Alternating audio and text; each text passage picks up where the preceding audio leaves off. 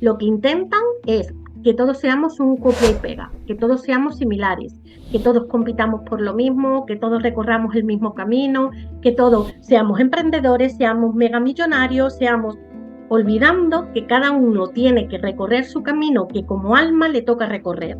Hay veces que será un camino en la que nuestra alma crezca a nivel de amor, a nivel de relaciones, a nivel de autoestima, a nivel de aprender a querernos, a nivel de conseguir riqueza económica, pero es nuestro camino. Yo sí creo que en la materialización que tenemos sí que existe el bien y el mal, que sí que existen personas malas. Yo sé que hay muchas concepciones por ahí de que el mal no existe, que todo el mundo es bueno y que tú en función de lo que vibras atraes lo que eres y tal. Pero yo sí creo que igual que hay noche y día, en la materialización esta hay bien y mal y que realmente hay personas malas.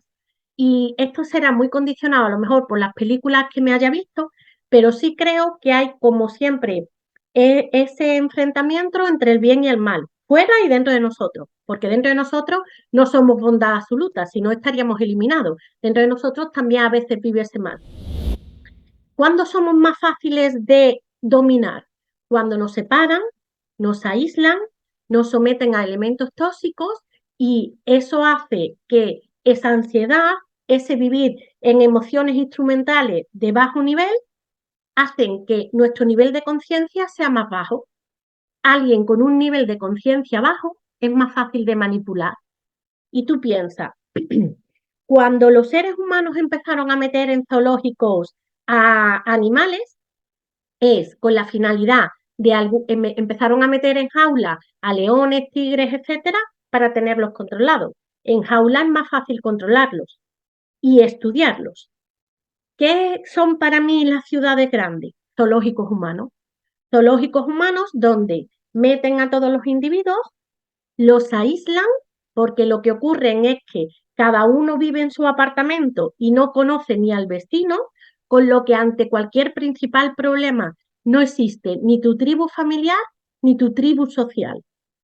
Y una persona aislada va a ser más fácil que crea en un estado que te va a salvar, en un BlackRock que va a ser tu solución, en que te pongan vacunas porque es por tu bien y todo por tu bien. Te voy a controlar tu información, pero es por tu bien. Te voy a decir lo que tienes que comer, pero es por tu bien. Y cuando tú no tienes un entorno con el que poder hablar y escuchar otras opiniones, te vas radicalizando y es más fácil radicalizar a personas que viven aisladas que a personas que tienen un entorno abierto y tienen diferentes opiniones.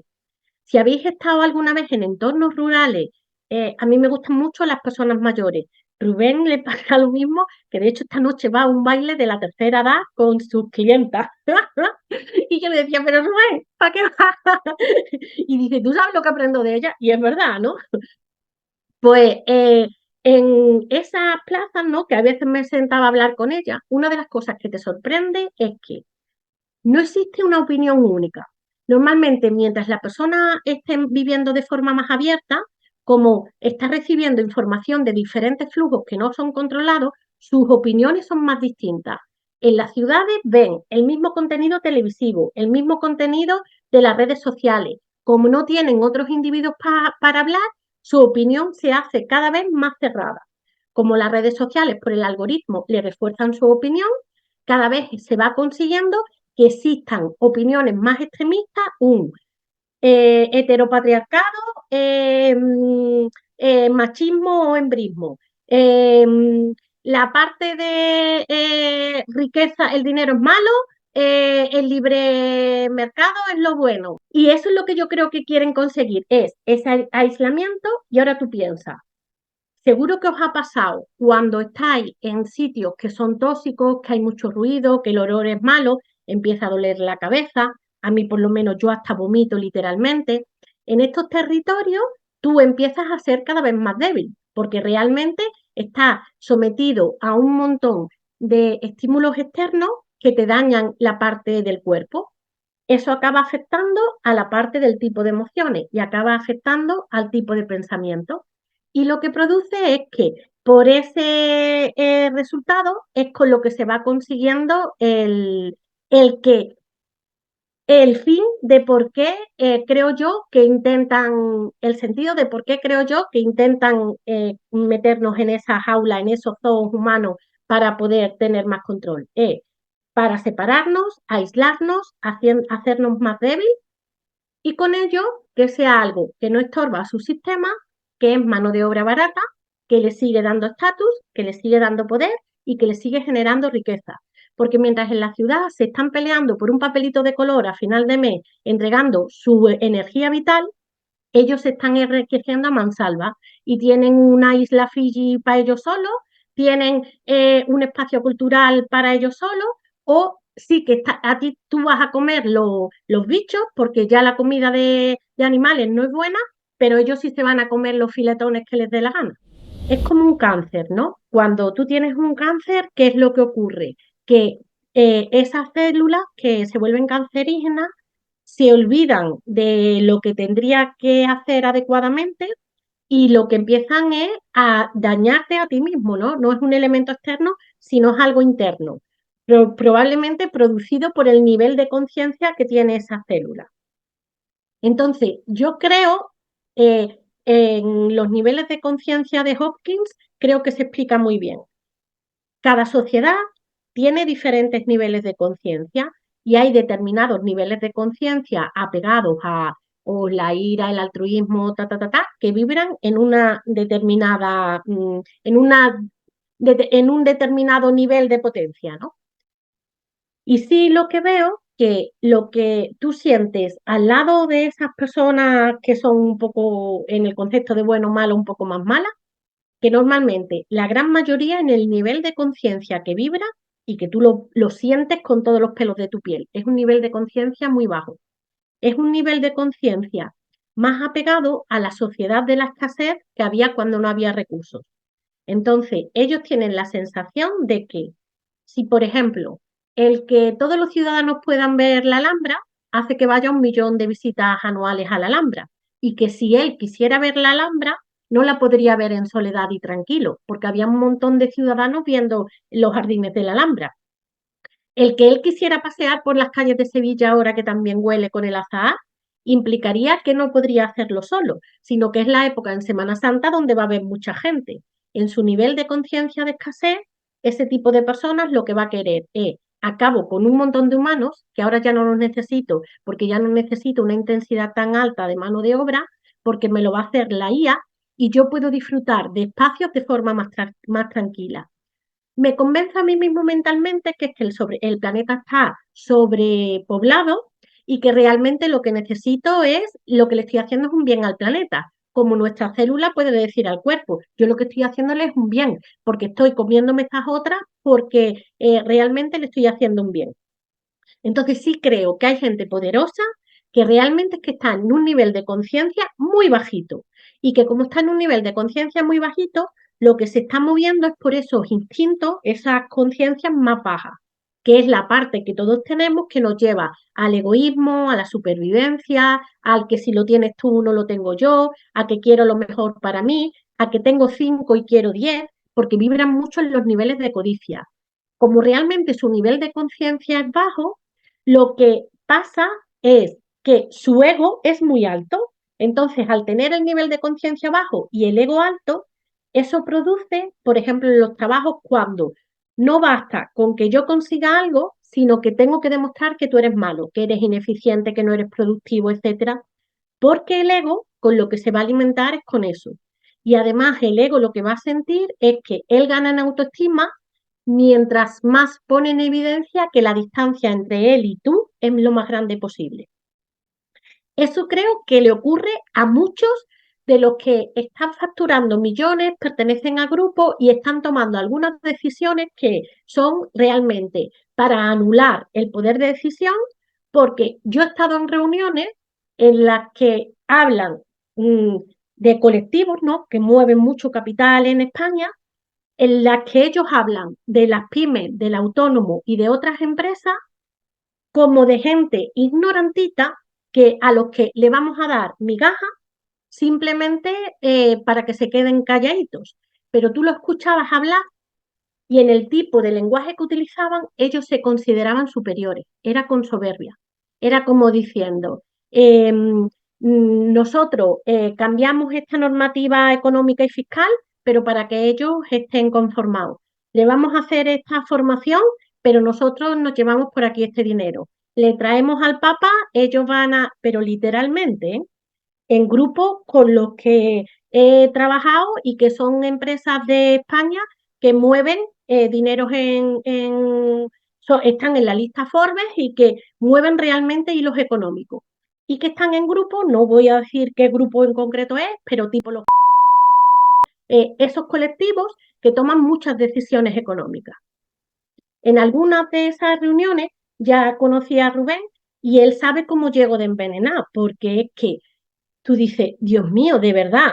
Y tú dices, aunque yo no esté siendo mala, estoy siendo parte de un eslabón que facilita esto. Y es lo que en mi caso produjo que rompiera con determinadas relaciones laborales que aunque yo en mi corazón estuviera intentando hacer bien, pero yo veía lo que realmente estaban haciendo ellos. Así eso no es que me lo haya contado ninguna teoría conspiranoica ni que lo haya visto en la tele. Eso lo vivió yo de primera mano en mesas de trabajo, en comidas y en formas de tratar ellos a las otras pymes y a las otras empresas, que es que simplemente vibran en un nivel de conciencia tan bajo que ellos lo que entienden es que lo que más quieren es agrandar su diferencia entre el que está abajo y ellos y que como son felices es no solo ellos teniendo más, sino que tú tengas menos. No me basta con yo tener más y que tú tengas menos. Lo primero que me planteé cuando empecé a ver estas cosas fue decir, vale, pues si yo creo que el dinero es una herramienta, el dinero es prana, es energía, ¿cómo esta gente con un nivel de conciencia tan bajo pueden ser capaces de generar tanta riqueza? Y ahí entendí que realmente cada uno se está trabajando un cuerpo, un eslabón. Yo a lo mejor puedo tener muy desarrollado la parte mental o emocional o energética y puedo tener hecho un churro el cuerpo físico. Y entonces ellos a lo mejor controlan muy bien la parte pránica del dinero, cómo funcionan las reglas de esa herramienta, cómo generar riqueza, aunque realmente a lo mejor su parte más emocional, espiritual o su parte física se vaya haciendo un churro.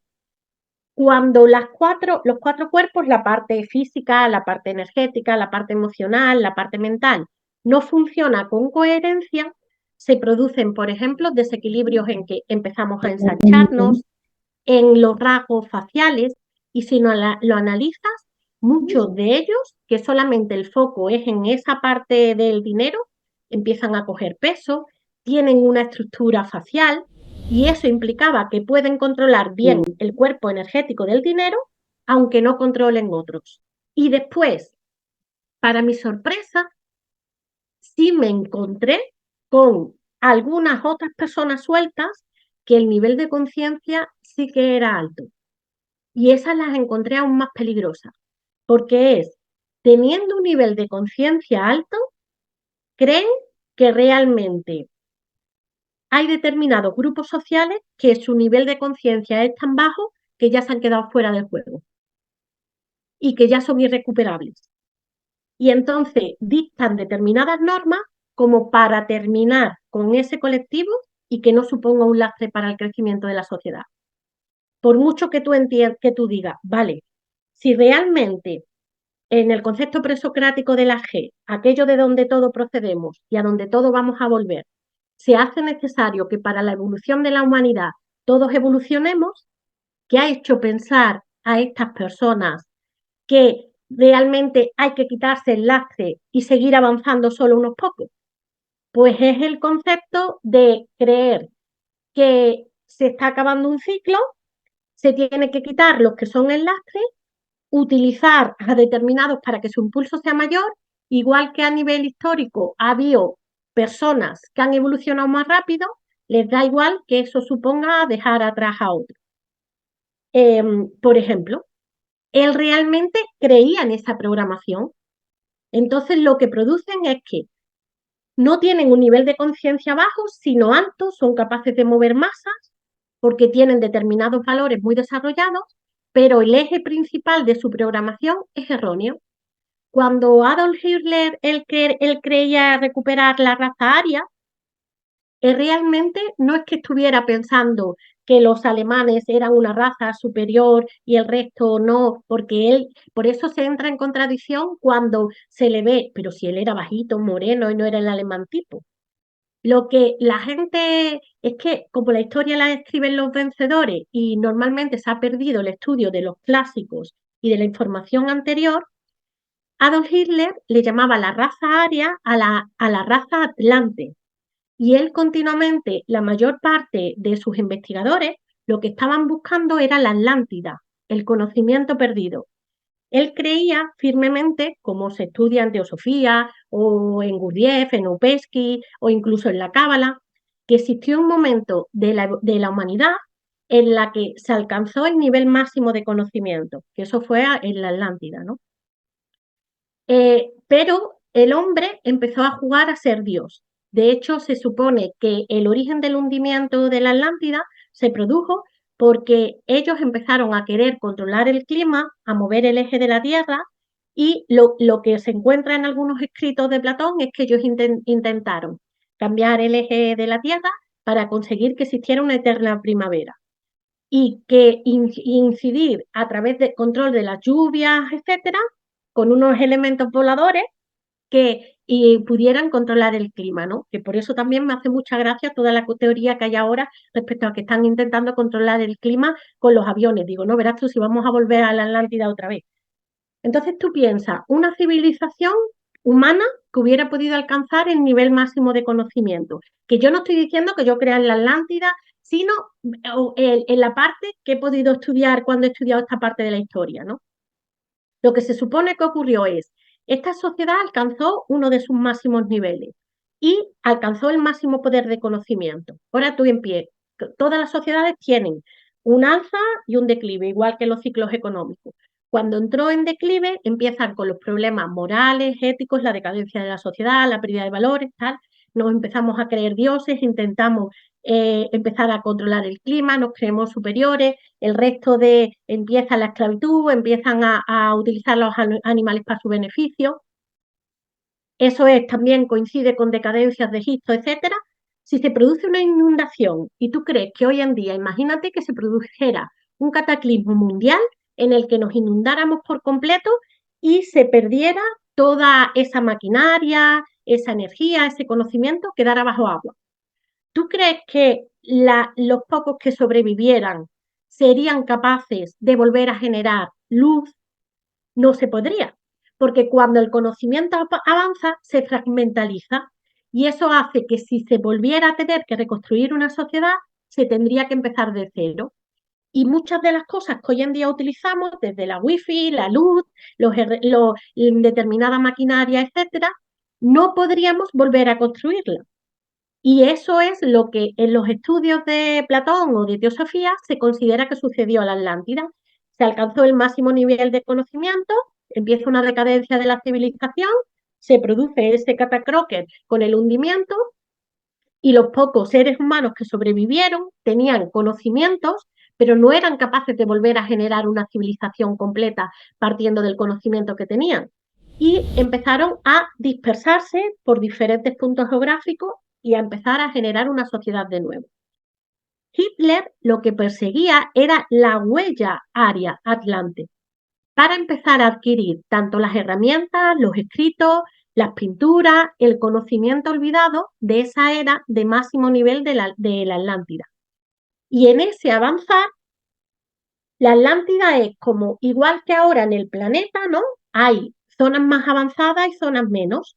En ese tiempo de la Atlántida coexistieron con otras civilizaciones que no eran tan avanzadas. Entonces él lo que buscaba era el Atlante puro, el ario puro, que no se llegó a mezclar a lo mejor con el Cromañón, con el Aldentar, que estaba conviviendo en otros puntos del planeta. Y eso es lo que está en muchos de los escritos de investigación. Por eso, por ejemplo, vino aquí a Canarias encontrando la similitud de las momias guanches con las momias egipcias. Tú las viste, las momias en el museo, ¿verdad? Arqueológico antropológico de Tenerife. Por eso estaban buscando el Santo Grial, por eso estaban buscando determinadas herramientas. Ahora, esa versión empieza a ser parte de ese conocimiento estaba en determinados colectivos semitas, diferentes colectivos. Y eso empieza a hacer el ataque a determinados grupos que creen que tienen el conocimiento. Hitler a los suyos de abajo no considera que tiene el mismo nivel de conciencia. Entonces él no le puede estar contando esas tonterías y piflaguas de una sociedad adelante, de un conocimiento uno, de una evolución de la humanidad, porque hubieran pensado que estaba loco. ¿Qué es lo que a ti sí te puede resultar? ¿Y qué es lo que yo necesito para comenzar con mis campañas? Lo mismo que pasó en Roma. Yo necesito riqueza y dinero. ¿Cuál es el grupo de la sociedad que lo tiene? Contra el ataco. Consigo la riqueza que me financie mis tropas, etcétera. Utilizo esa guerra noble para que exista un montón de personas trabajando por ese fin. Pero al mismo tiempo, mis equipos de investigación son los que se están pudiendo desplazar por todo el mundo para conseguirlo. El símbolo de las vásticas es el símbolo de la creación en teosofía y que Hitler lo empezó a utilizar en el sentido contrario al sentido de la creación. Pero casi todos los símbolos de Hitler están basados en un conocimiento anterior. Lo que ocurre que es que el conocimiento originario está siendo cada vez más inaccesible y nos estamos quedando más con esa capa de fuera. Igual que Hitler daba por sentado, pienso, ¿no? Que algunos de suyos de por abajo no podrían acceder a ese nivel de conocimiento, le doy lo que ellos sí que pueden entender. Yo ya os he contado más veces que cuando estudiando económicas en la facultad nos dijeron cuál es la guerra más noble que podéis imaginar, mi profesor de historia económica, y casi todo el mundo dijo, dentro de lo poco nobles que pueden ser las guerras, que la guerra más noble era la guerra de secesión de Estados Unidos, ¿no? Donde quisieron libertar a los negros. Y entonces ese profesor tenía una diapositiva con las cartas que se intercambiaron entre norte y sur previas a la guerra, y lo que estaba ocurriendo es que el norte se estaba industrializando y necesitaba mano de obra barata. Y lo que ocurría es que comprar la vida de una persona era más caro que pagarle por horas. Como no se llegaba a acuerdos, se utiliza a la sociedad que tiene un conocimiento inferior, manipulándolo con una programación de estás defendiendo un nivel un ideal muy noble de libertar a la raza negra que es igual que tú, pero quien está obteniendo el beneficio fueron los senadores, las grandes industrias que empezaron a tener una mano de obra barata y dejaron un tipo de esclavitud para empezar en otra esclavitud que fue aún peor, como ocurrió durante tantos años en América del Norte. Y siempre ese tiene un conocimiento superior y utiliza a los que lo tienen inferior para realmente alcanzar sus fines. Por eso es tan importante acceder a las fuentes de conocimiento, porque casi todas las fuentes, religión viene de religar, y es la información original se religa y se revela para obtener determinados resultados. Y la mayor parte de la información que nos dan está religada para que tengamos determinadas creencias, determinadas programaciones y en base a eso defendamos algunos ideales que nosotros creemos que son nobles, pero que están sirviendo para otros fines más altos. Y por eso continuamente tenemos que cuestionarnos casi todo, investigar el origen, investigar el origen, investigar el origen, porque solo así vamos aumentando nuestro nivel de conciencia. La parte fea que yo creo es que hay veces que dicen, yo preferiría no saber, preferiría no ver, porque yo he estado en situaciones en las que Rubén lo sabe, que he llorado como una niña chica porque yo decía, yo preferiría no haber sabido esto, porque es que además yo no siento que pueda accionar con algo en concreto para mí, cuando una información es revelada, si yo no ejerzo una acción, me siento mal, me siento culpable, porque tú ya lo sabes. Y hasta que llegas tú, vale, no puedes solucionarlo completo, pero vamos a intentar solucionarlo desde donde tú puedes hacer. Y de ahí que crea tan firmemente que quizás la situación de decadencia en la que está el mundo, la situación en la que algunos están ejerciendo el poder, nosotros no podemos cambiarla uno a uno, pero sí generando esa onda expansiva.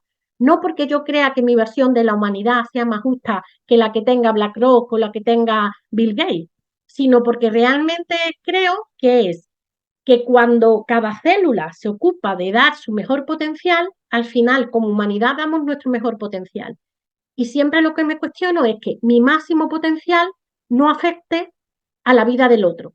Y ellos sí que están afectando nuestras vidas, diciéndonos qué comer, qué respirar, dónde vivir, qué hacer. En las decadencias de las sociedades se producen agrupaciones. Los sitios urbanos se condensan un montón de personas porque en los zoos humanos es más fácil controlar. Lo de hoy no ha tenido nada que ver con gestión empresarial.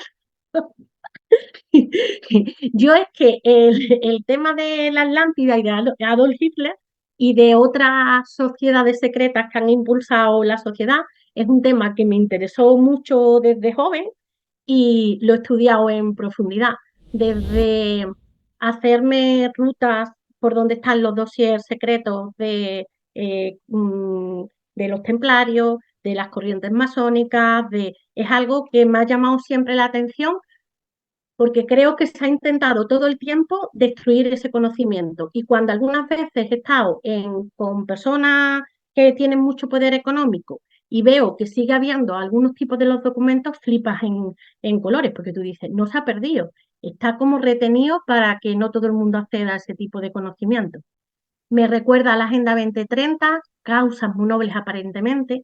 Yo ahí sí soy conspiranoica, es que la Agenda 2030 claramente es todo por tu bien, pero os la estoy colando lo más grande, porque es que va a ser una merma de libertad total y absoluta. Y es que no me creo un pelo de que ellos vayan a de verdad preocuparles ni el sistema medioambiental, ni el deterioro del planeta, no, porque con los programas que he estado haciendo en este principio de año, en las reuniones, yo es que no salía de mi asombro, es que de verdad no quieren una mejora del planeta ni una conciencia.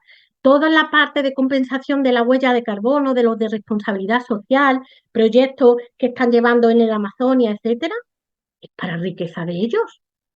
Y tú dices que no les importa un pepino. Es utilizar ese lenguaje que estábamos diciendo que pudieron utilizar personas como Adolf Hitler o en la guerra de secesión para darte lo que tú crees que es bueno, convertirte en su soldado de defender su causa y mientras tú creas que es para tu bien, pero el que está ganando soy yo. Y si tú la lees y no es posible no estar de acuerdo con sus fines, lo de la Agenda 2030, porque además es que lo ves, es que no están haciendo acciones para que realmente se consiga. Y las acciones que están poniendo sí que van a suponer un mayor control de la sociedad, una merma de la libertad, dando por sentado que el individuo no es capaz de pensar por sí mismo, es lo que yo siempre os digo de el exceso de paternalismo e infantilización al que nos están sometiendo. En el momento que en los parques naturales hubo que poner carteles de no tires basura, como si nosotros necesitáramos que te dijeran no tires basura, van haciendo cada vez más infantil a la sociedad. Empiezan ahora enseñándote las cositas con dibujitos, como si nuestra mente no pudiera comprender los conceptos de otra forma. Y esa infantilización hace que determinadas carreteras de nuestro cerebro no se estén activando. Y así es más fácil controlarlo. Te doy un caramelito y mientras yo voy haciendo lo que me dé la gana. Hace un tiempo escuché a una física cuántica hablar que la biblioteca de Alejandría se destruyó porque había un alcance a la información de la época muy grande y desde entonces se separó la parte científica o del conocimiento lógico del conocimiento espiritual para paralizar el desarrollo. Tal cual, Ana. En teosofía, lo que se estudia bastante en profundidad algunos de los conocimientos de lo poco que queda recogido de lo que se investigó en Alejandría. Justo esta semana, además, ha sido un tema que he hablado con varias personas, qué coincidencia. Y los pocos escritos pergaminos que sobrevivieron era que lo que se intentaba era optimizar cada uno de los conocimientos de cada parte para conseguir que el todo fuera el más óptimo, pero que el todo solo se mejoraba con una visión holística, intentando no solo tener el conocimiento a nivel astrofísico, sino incorporándole la parte espiritual, por lo que hablábamos antes de que si tenemos la concepción de que somos una personalidad que está conformada por nuestro cuerpo físico, la energía que distingue un cuerpo vivo de un cuerpo muerto, la parte emocional y la parte mental, ese cuaternario, esa personalidad solamente va a mejorar cuando los cuatro cuerpos están alineados y forman y crecen. Si solamente nos apoyamos en el conocimiento científico, pero no lo apoyamos en la parte espiritual, ahí se produce una ruptura y la evolución no llega. Y es como entretener a la gente con la parte científica para que realmente el avance no se produzca. Y lo asombroso es que muchas de las cosas espirituales en las religiones en su origen, antes de que fueran reveladas por sus sacerdotes, etcétera, se están demostrando hoy en día a nivel científico en el ser que son reales, con lo que a lo mejor en su origen, en la religión de los diferentes avatares, sí que tenían su razón de ser. Las religiones normalmente son una figura que se considera, cuando se estudia esta parte del desarrollo de la humanidad, avatares. ¿Qué es un avatar? Un avatar puede ser manusiaco, que es el que entrega el conocimiento, bodhisattvico, que son los avatares de amor, que son los que ayudan al impulso de la sociedad entregando mucha cantidad de amor, y los átmicos, que son los de la parte superior que trabajan con voluntad. Hawking lo ha traducido con avatares o personas que estaban vibrando por 850, aunque no hayan alcanzado todavía el 1000 de vibración, ¿no? Pues normalmente a lo largo de la historia, cuando se han necesitado instrucciones concretas para la humanidad, ha surgido una persona que ha sido un avatar manusiaco que ha dado determinadas instrucciones para evitar que la humanidad se extinga. Como por ejemplo en el caso de Moisés o Mahoma, que eran instrucciones concretas de no comas, la tabla de los 12 mandamientos, no comas cerdo, porque había un problema con esos animales, la tabla de los 12 mandamientos para volver a instaurar normas éticas o de valores. Son personas que ven claramente el declive de la sociedad y que vuelvan a necesitar reglas. Cuando la sociedad está cayendo en un aislamiento, etcétera, se dan ciclos en los que aparecen avatares bodhisáttvicos de amor, como Cristo, Mahoma, y de hecho, cuando se estudia después las historias o de Cristo o de Buda, si ver, bodhisáttvicos son Cristo y Buda. Cuando se estudia la historia, pensar que en ambos aparece la edad de 33 años. Ambos casos, al igual que Isis, Osiris y Horus, nacen de una madre virgen. En ambos casos tienen las tentaciones de los 33 días en el desierto. En ambos casos se dan un montón de coincidencias que son en común para representar lo que tiene que contener ese avatar. Y normalmente en esa transmisión de conocimiento de los avatares sí que se produce una visión holística, pero por eso la parte de la ciencia lo rechaza para volver a fragmentarlo. Y aquí ya me voy en debates que no tienen nada que ver con gestión empresarial, que hoy tocaba una revisión total del programa. Por eso atacan tanto las pseudociencias, porque si se consigue una explicación científica de las mismas, se les va todo al traste. Así es. Sí, yo también lo creo. Y empezarían a desboronarse sus sistemas. Habrá algunos que lo sepan y otros que simplemente los han programado tanto que es que se lo creen a ciencia cierta, que ellos son los grandes defensores. Y solamente yo pienso que con apertura a cualquier cosa es como de verdad avanzamos. Yo soy la primera que todos los hippie flower me da una ronchera tremenda, porque es como si estuviera programada que yo necesito todo con datos y todo lo que es así más hippie flower me genera mucho rechazo. Pero también veo en mí misma que conforme me abro, no me lo creo todo, pero lo cuestiono, lo pruebo, etcétera, hay cosas que sí que funcionan y otras que realmente son brujas Lola que están manipulando también a la sociedad. Eh, y Ana dice que ella también era una de ellas, que si no tenía una explicación lógica científica no me lo creía. Yo totalmente.